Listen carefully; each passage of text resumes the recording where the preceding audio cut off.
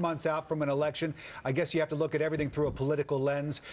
Just on Friday, my partner over here, Juliet Huddy, moderated a debate between two talk show hosts. Mark Levine, the liberal of the two, had this to say. I want to get you both to comment. Listen. Republicans want the economy to be bad. They know that spending is what's necessary. Please. That's exactly what got us out in the 1930s. You say they're happy the economy is going. World War II did. You're saying that they don't want to win the election. Republicans don't want a recovery? I'm afraid they want the economy to fail because they want Obama to fail because they want to win the elections. Brad, do Republicans want the economy to fail so that they can win more seats in November? I'm glad to know that you were paying attention to my interview. I was paying attention. Very, very important to do that. Absolutely. All righty. The guy responds. When we come back, will the blame game boomerang? There are some political analysts out there who are looking at President Obama's finger pointing at the Bush administration. He's done it over and over again. See why they're now suggesting that that strategy may be starting to backfire for the president. Radio talk show host Mark Levine. We just saw a little clip of him talking to you last week. We did. He's going to join us in a couple of minutes. Plus, we have some new information. President Obama pointing a finger at President Bush, blaming his predecessor again last week for the economic mess we're in. In 3 minutes, we're going to be talking with radio talk show host Mark Levine about whether the blame game could start to hurt President Obama with voters. Plus, we'll have part two. Well, new questions today about President Obama continuing to focus on how he inherited the recession and other things from President Bush. The president pounding home that same theme last week during a visit to Wisconsin. Watch. Even when the economy was growing, it wasn't growing for you. And for all the parties moralizing about fiscal discipline, because it is true that part of what we inherited is a real significant problem in terms of spending at the federal level. The economic policies they put in place turned a $237 billion surplus into a $1.3 trillion deficit. So, well, we're now 18 months into the Obama administration, and some analysts suggest that this blame Bush strategy will start to boomerang. Joining us now is radio talk show host Mark Levine. Mark, good to see you. Thanks very much for being here. I had dinner with a friend the other night. We were talking about the president and the country, and this is a guy who said that he voted for President Obama, but that he is sick and tired of hearing the president blame everything that's going wrong with what he inherited from President Bush. Now, if there are other people out there who feel like my friend does, and I'll bet you there are, then the president and some Democrats are in trouble in November. Well, I think the problem with your friend is that too few Americans know basic economics. And it's really bad because there's economics classes, and some of these principles are thousands of years old. You go back to the Bible and Joseph's dream, and what did he tell the Pharaoh? He said, save the money in good times, the grain, spend it in bad times. And you can look at all the presidents, look at Hoover, look at Roosevelt. Herbert Hoover did the Republican strategy that they want today. He took bad times when the economy was weak, and he said, well, let's cut spending, let's raise taxes, and he gave us the Great Depression. Roosevelt knew the truth. You spend money in bad times and you come roaring out. Now, in good times, Lyndon Johnson made a mistake. He spent money in good times.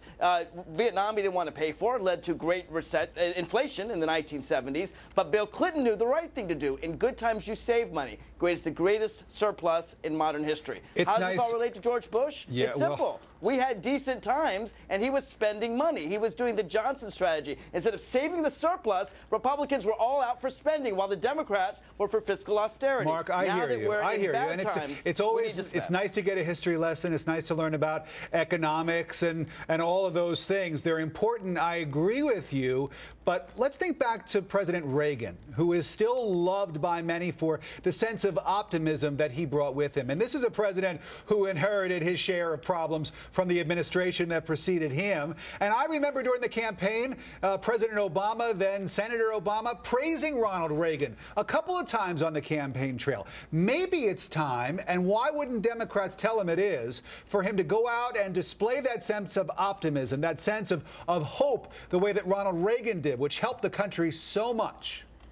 If you're talking about tone, then I agree with you. I mean, President Reagan certainly blamed Jimmy Carter for the economic times. He's the one who invented the misery index, combining inflation and unemployment. He certainly blamed Carter for the past, but he looked forward to an optimistic future, even though the worst recession between this one and the Great Depression was under Ronald Reagan. But he looked forward to the future, and if you mean that Obama should be more optimistic, I agree with you. I think he should be. The problem is right now we've got Republicans in Congress who don't want to help him spend his way out of the economy, and so he's got to fight them, kind of the way Harry Truman did. Well, so, there's optimism, and then there is cynicism. And you were on this program talking with Juliet the other day saying, and we ran a clip of you a little while ago, I'm not sure if you were able to see it, saying that the Republicans are purposely standing in the way of measures that could help the economy and help the unemployed because they don't want the economy to get better prior to the election in November. I mean, that is about as cynical as it gets.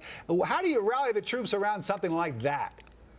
Well, Rick, it's hard to know people's motivations, but if the basic economics is really out there, any educated person should know that you have to spend money in times like these. Now, why are Republicans against spending money? Either they don't know basic economics, which is possible, or they're trying to harm the economy so they can do well. You know, Rush Limbaugh said he wanted Obama to fail. The best way to make Obama fail is have the economy fail.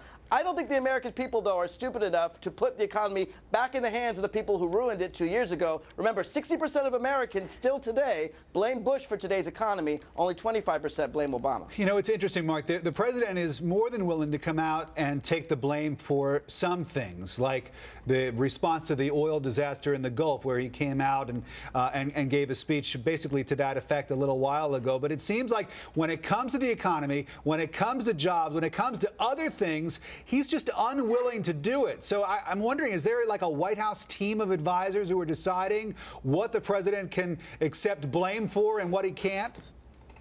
I think the facts are where the facts are, Rick. I really think that if the Republicans would work with Obama, you know, they cut his stimulus package back in February '09. They cut aid to the states. That forces states all across the country to raise taxes. If states are raising their taxes, that's because of Republican policies. It forces states to cut teachers and cut police officers and so forth. They're making the recession worse. They're making the Herbert Hoover mistake. And if Obama doesn't call them on it, he can't get them to support the stimulus package we need. Down with cynicism, up with hope. That's what I say this holiday weekend, Mark Levine. I agree with that. Join me, will you? And thank you so much for coming on again today. Good to talk to you. Thank you, Rick. Remember Up with People? Yeah, Up with People. That's right. Great.